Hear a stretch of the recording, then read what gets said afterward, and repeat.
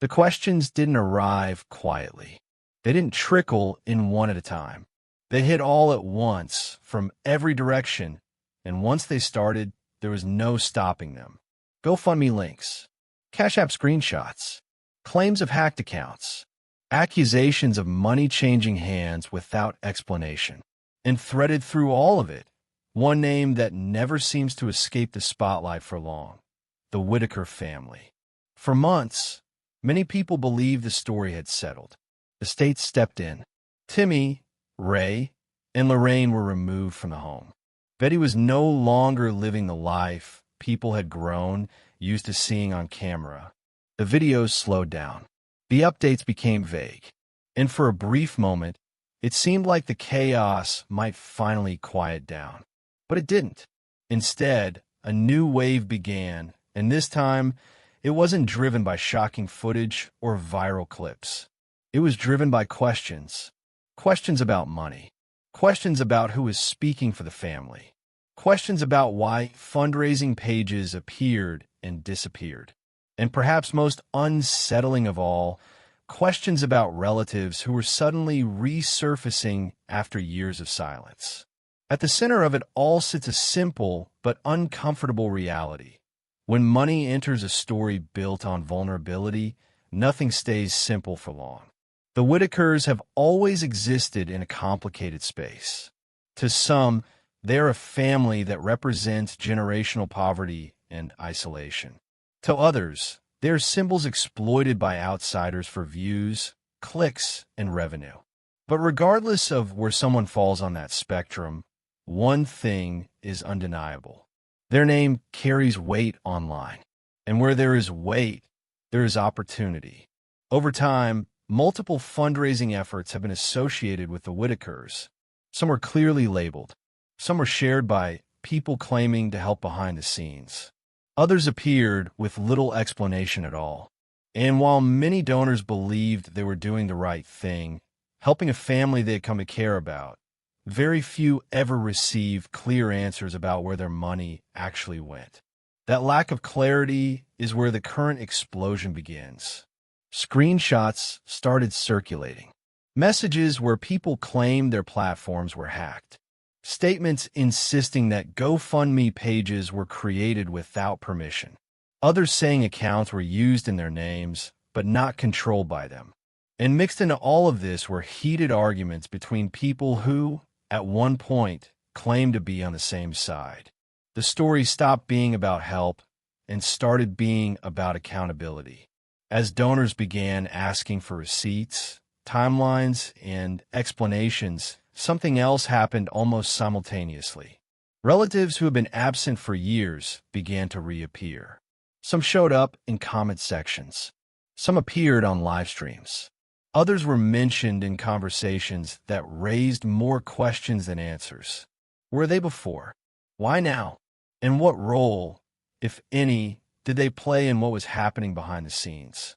For a long time, one of the most common criticisms surrounding the Whittaker situation was the absence of extended family. Viewers asked why no one stepped in earlier. Why no aunt, uncle, cousin, or sibling seemed willing or able to help. That absence created a vacuum, and into that vacuum stepped strangers, creators, and self-appointed advocates. Now, that vacuum appears to be shifting. Names that hadn't been spoken publicly before are suddenly being discussed. Stories are being told that contradict earlier narratives. Claims are being made that some relatives tried to help quietly, but were ignored, blocked, or pushed aside. Others insist they stayed away deliberately, believing that stepping into the public circus would only make things worse. And hovering over all of it is the same question that refuses to go away. If money was raised in the name of the Whittakers, who controlled it and who benefited? The answers, so far, have been anything but straightforward. Some insist that funds were split according to private agreements. Others argue that no such agreements were ever clearly communicated. Some claim that money had to be handled carefully to avoid disrupting benefits or triggering state intervention. Others say that explanation is nothing more than a convenient shield used to deflect scrutiny. And then there are the claims of hacking. Social media accounts allegedly compromised, platforms allegedly taken over, fundraisers allegedly created without consent. In a digital world where proof should be easy, clarity remains elusive. Screenshots circulate, but context is missing. Statements are made, but documentation rarely follows. As frustration grows, the tone of the conversation has shifted. What was once sympathy has hardened into skepticism. People who donated in good faith now want to know whether they were misled. And people who once defended the loudest voices in the story are beginning to ask whether loyalty blinded them to red flags. But perhaps the most emotionally charged development is the resurfacing of relatives who say they were never given a real chance to help. Some claim they reached out privately and were turned away. Others say they offered resources, housing, or support, but were told it wasn't needed. A few suggest that keeping the family dependent on outside creators was more profitable than allowing relatives to step in quietly and resolve things out of the public eye. Those claims strike at the heart of the entire controversy. Because if true, it means the chaos wasn't just accidental. It was maintained. At the same time, not everyone is convinced. Critics point out that resurfacing now, when attention and outrage are at their peak, raises its own questions. Why speak up only after the situation exploded? Why not come forward sooner, before the cameras, the money, and the investigations? The truth may lie somewhere in between. Family dynamics are rarely simple, especially in families shaped by trauma, poverty, and public scrutiny. Silence can come from fear as much as from indifference. And stepping into a viral narrative can feel more like walking into a fire than offering help. Still, the timing cannot be ignored. As GoFund questions multiply, and as more people demand transparency, the reappearance of missing relatives adds another layer of complexity. It challenges the idea that outsiders were the only option. It complicates the image of saviors stepping in where no one else would. And it forces a reckoning with the uncomfortable possibility that control, not care, may have shaped some decisions. What happens next will matter more than any accusation or defense offered so far. Will full accounting ever be provided? Will donors see clear documentation of how funds were used? Will relatives be allowed to step forward without being drowned out or discredited? And most importantly, will the Whittakers themselves ever have full agency over their own story? For now, all that exists are fragments. Screenshots without context, claims without confirmation, emotions without resolution, and a growing sense that the story people thought they understood is far more complicated than it ever appeared on camera. The questions aren't going away. They're multiplying, and as more voices resurface, the pressure to answer them is only just beginning. What do you think is really happening behind the GoFund questions and the sudden resurfacing of relatives? Share your thoughts below, and let's talk about it. As the questions around fundraising grew louder, something else became impossible to ignore: the way information itself seemed to be controlled. Not just money, not just access to the family, but the flow of narrative. Who was allowed to speak? Who was believed? And whose voice was quietly drowned out or dismissed as irrelevant? For a long time, the story of the Whittakers moved in a straight line. A few familiar faces posted updates. A few familiar names spoke on behalf of the family. Viewers learned to recognize who was involved and who wasn't. Trust formed not because of proof, but because repetition creates credibility. When the same people tell the same story often enough, it starts to feel true. But once fundraising questions exploded, that structure began to fracture. Suddenly, people who had been silent were talking. And people who had always talked were struggling to keep control of the conversation. One of the most unsettling realizations for many viewers was this. Most owners had never interacted with the Whittakers directly. They interacted with intermediaries. Messages, updates, emotional appeals, and explanations all passed through someone else first. That middle layer became the voice of authority, even though it was never formally appointed. And when that authority was questioned, the response wasn't transparency. It was defensiveness. Explanations changed depending on the audience. To some, the issue was hacking. To others, it was misunderstandings. To others still, it was malicious rumors spread by jealous outsiders. Each explanation contained just enough truth to sound plausible, but none of them resolved the central concern. Where did the money go, and who decided how it was used?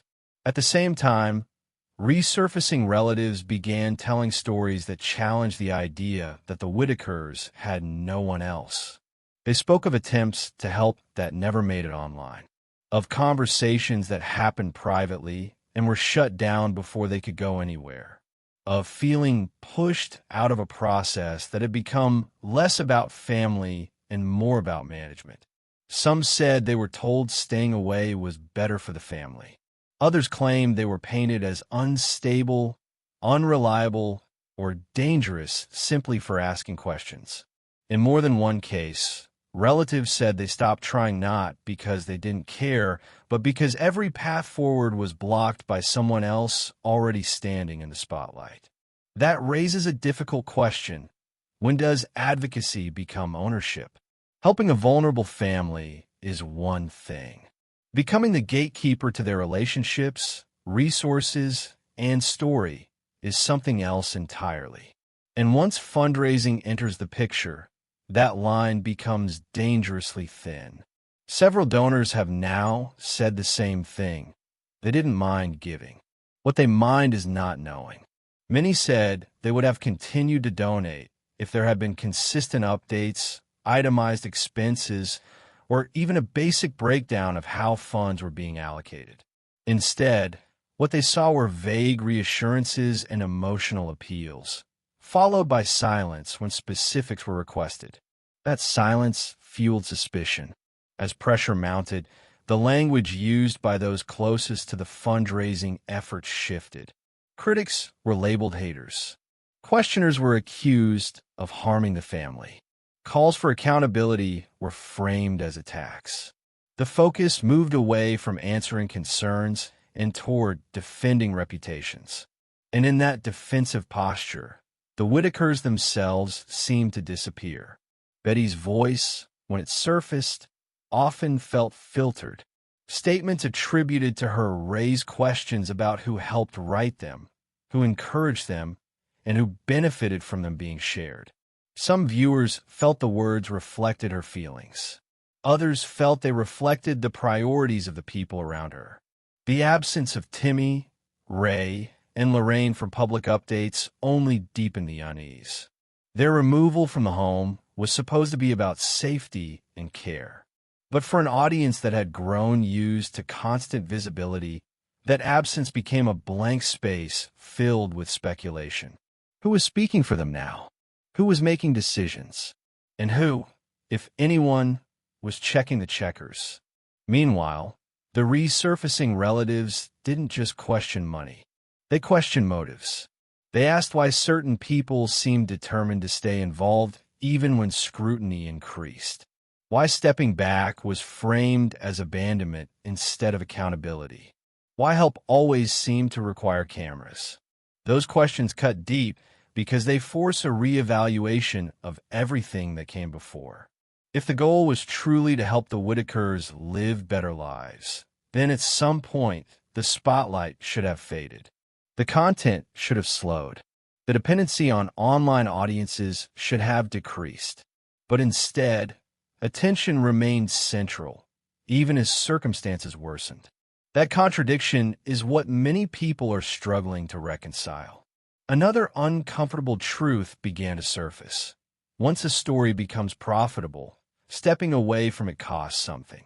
Views drop, donations slow, relevance fades. And for people whose platforms grew alongside the Whittaker narrative, letting go meant losing more than just a cause. It meant losing momentum. This is where missing relatives re-enter the story in a meaningful way. Their presence represents an alternative path. It also explains why some relatives claim they were treated as obstacles instead of allies. Their involvement complicated the narrative. It introduced accountability that couldn't be managed through comments or moderation tools. And it raised the possibility that the family might regain control over their own story. For some viewers, this realization has been sobering. They've begun questioning not just the people directly involved, but their own role as an audience. Did curiosity cross into entitlement? Did support become spectacle? Did good intentions help create a system that rewarded exposure over resolution? These questions don't have easy answers, but they matter. Because at the center of all this are real people whose lives didn't pause when the cameras did. People who now have to navigate fractured family relationships, public scrutiny, and the fallout of decisions they may not have fully understood or controlled. As GoFund questions continue to explode, the pressure is no longer just on the individuals who handled money. It's on the entire ecosystem that allowed this situation to grow unchecked. Platforms that profited, audiences that consumed without asking enough questions early on, and systems that failed to protect vulnerable people from becoming brands. The resurfacing relatives may not be perfect. Their timing may be messy. Their stories may conflict.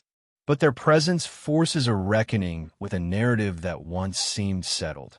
The story is no longer about whether help was needed. It's about how that help was structured, who controlled it, and whether the family's best interests were always the priority. And until those questions are answered clearly, the controversy isn't going anywhere. Because once trust is broken, reassurance isn't enough. Only transparency is. Do you think the fundraising questions are really about money or about control of the Whittaker story? Share your perspective in the comments and join the discussion. By the time missing relatives began resurfacing publicly, the conversation had shifted from curiosity to confrontation. What once lived in comment sections and private messages was now spilling into live streams, reaction videos, and long threads dissecting every statement that had ever been made about the Whittakers. The story was no longer just emotional. It was structural. People weren't only asking what happened. They were asking how this was allowed to happen. One of the most revealing aspects of this phase was how quickly alliances formed and hardened. Viewers chose sides. Creators defended their positions. Former supporters became critics overnight. And in the middle of it all sat a family whose daily reality had little to do with algorithms, reach, or engagement metrics. What became clear was that this wasn't just a fundraising issue. It was an ecosystem problem. Multiple individuals had, at different times, presented themselves as the primary bridge between the Whittakers and the outside world. Each claimed they were acting in the family's best interest.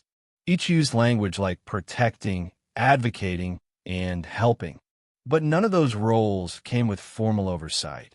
No contracts made public. No independent audits. No third-party accountability. And when relatives began to surface asking why they had been excluded, the answer was rarely direct. Some were told it was for safety. Others were told it would confuse things.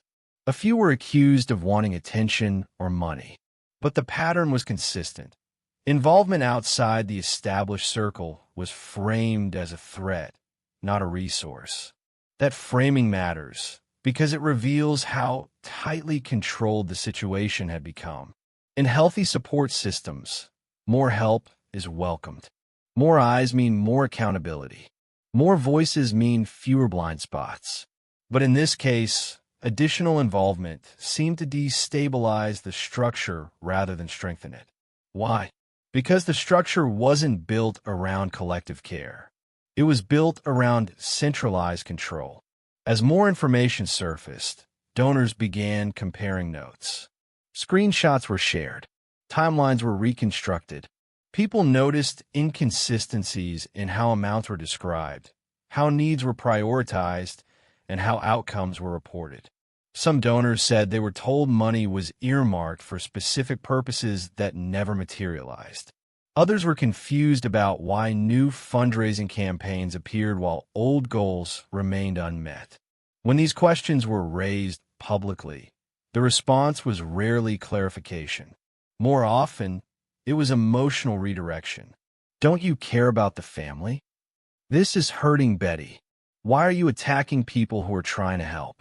Those statements effectively shut down discussion by reframing accountability as cruelty. And for a long time, that worked. Many people stayed quiet because they didn't want to be seen as contributing to harm. But silence doesn't resolve problems. It just delays them. As the noise grew louder, another uncomfortable truth emerged. Some supporters had begun to conflate criticism of intermediaries with criticism of the Whittakers themselves. That false equivalence made it difficult to separate concern for the family from concern about how their story was being handled. Missing relatives complicated that equation further. Their accounts didn't always align with the dominant narrative. Some described long-standing family dynamics that contradicted the image presented online. Others spoke about decisions being made without consultation. A few said they didn't recognize the version of events being shared in public spaces at all. These discrepancies forced viewers to confront a hard reality. The story they thought they knew was incomplete. And that incompleteness wasn't accidental. In many ways, the Whittaker situation mirrors a broader trend in online advocacy. Vulnerable individuals become symbols. Their stories are simplified for consumption. Their complexity is flattened into something shareable. And once that happens, the narrative becomes more important than the people inside it. That's why resurfacing relatives are often seen as disruptive. They bring nuance. They challenge emotional clarity. They ask inconvenient questions. They also bring history. History is messy. It doesn't fit neatly into donation buttons or content schedules. It requires context, patience, and sometimes uncomfortable conversations about responsibility, boundaries, and consent. Consent, in particular, became a major point of contention. Viewers began asking whether the Whittakers truly understood the scope of what was being shared on their behalf, whether they comprehended how money was being raised in their name, whether they had meaningful input into decisions that affected their lives, or whether those decisions were made for them, not with them. Those questions grew louder after APS became involved. The moment state agencies entered the picture, the stakes changed. This was no longer just an internet story. It was a legal and ethical matter. And yet, online behavior didn't shift accordingly. Content continued. Speculation increased. Opinions hardened. Some creators claimed they were filling a gap left by authorities. Others argued they were documenting injustice. But documentation without restraint can quickly become exploitation, especially when the subjects have limited capacity to advocate for themselves. That tension lies at the heart of this controversy. The Whittakers were never just a family. They became a project, and projects attract managers. Managers decide what's shared, what's withheld, and what's emphasized. They control messaging. They mitigate risk, not necessarily for the people involved, but for the continuation of the project itself. That's why GoFund questions didn't just challenge finances. They threatened the legitimacy of the entire operation. Because once money enters the equation, intentions must be proven, not assumed. As missing relatives continue to speak out, they introduce an alternative accountability framework. one rooted in kinship rather than platforms. They may not have perfect solutions. They may disagree among themselves. But their involvement challenges the idea that the Whittakers needed to be mediated by outsiders indefinitely.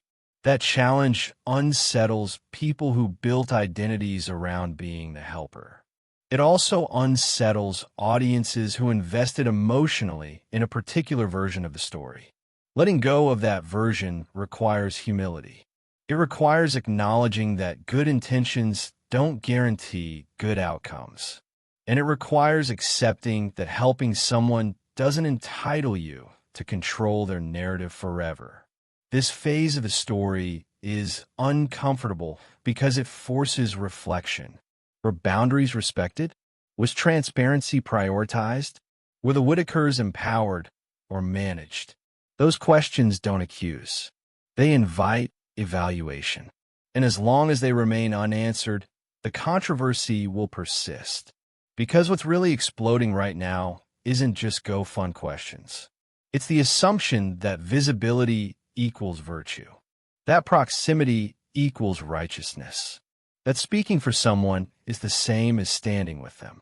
The resurfacing relatives remind us that families exist beyond the frame, that care doesn't require an audience, and that sometimes the most ethical thing a helper can do is step back. Whether that will happen here remains to be seen. Do you believe online advocacy crossed into control in the Whittaker case? Or was it the only way help was possible? Share your thoughts in the comments. By the time the dust began to settle, one truth stood out more clearly than any accusation, defense, or counterclaim. The Whittaker story was no longer just about a family in crisis.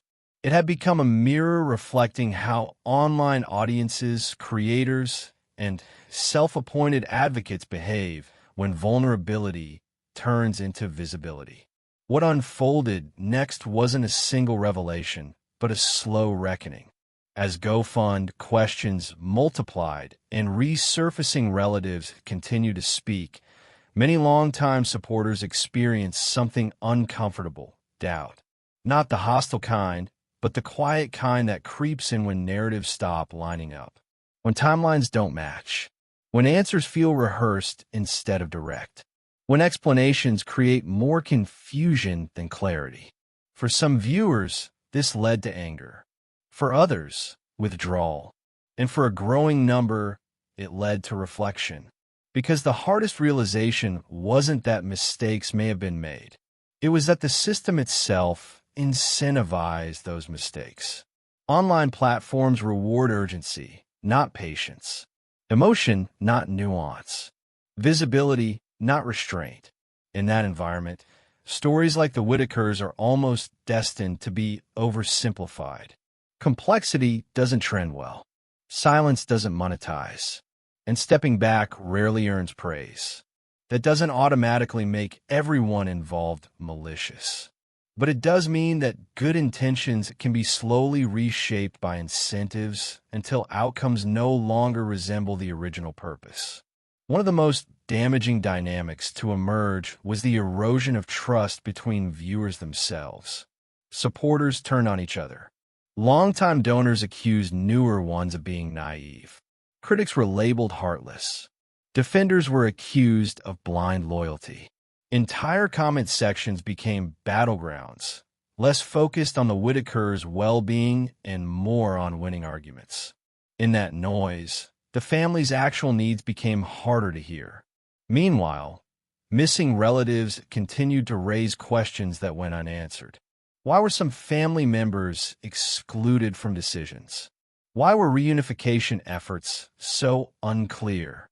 Why did communication appear to funnel through a small number of gatekeepers rather than expanding as support grew?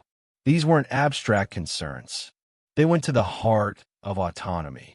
When vulnerable people become dependent on intermediaries for housing, food, transportation, or access to loved ones, power dynamics shift. Even well-meaning helpers can become de facto decision-makers. And without oversight, that power can linger long after it should have been redistributed. That's why transparency matters, not as a punishment, but as protection. Clear accounting doesn't just reassure donors. It protects families from being spoken for without consent. Clear boundaries don't just limit creators. They safeguard dignity. And shared decision-making doesn't complicate care, it strengthens it. One of the most sobering realizations for many viewers was this. If the Whittakers had never gone viral, many of these problems would not exist in their current form. They would still face hardship, yes, but they wouldn't be navigating public scrutiny as APS involvement reshaped the family's immediate reality. The online world struggled to adjust. Some creators paused, others doubled down. A few attempted to pivot narratives, framing developments as proof they had been right all along. But for viewers paying close attention, the pattern was familiar. The story kept being pulled back toward personalities rather than people. That's the danger of centering helpers instead of outcomes. The most important question at this stage isn't who is right or wrong. It's what happens next. What does ethical disengagement look like? How do platforms responsibly step away once professional systems intervene? And how can families reclaim agency after their story has been monetized? These questions don't have easy answers, but avoiding them guarantees repetition. There is also a broader lesson here for audiences. Watching suffering doesn't automatically grant moral authority. Donating doesn't entitle ownership. And caring deeply doesn't excuse refusing accountability. The line between advocacy and exploitation is rarely crossed all at once. It's crossed gradually, one justified decision at a time. For the Whittakers, the path forward will likely be quieter than the story that brought them here. And that may be a good thing. Healing rarely happens under spotlights. Stability doesn't trend. Reunification, when possible, requires privacy, patience, and professional guidance, not constant commentary. For creators and supporters alike, this moment offers an opportunity to rethink what help actually means. Sometimes help looks like raising funds. Sometimes it looks like amplifying voices. And sometimes it looks like stepping back and letting systems, however imperfect, do their work without interference. The resurfacing relatives didn't just complicate the story. They reminded everyone that families are not content arcs.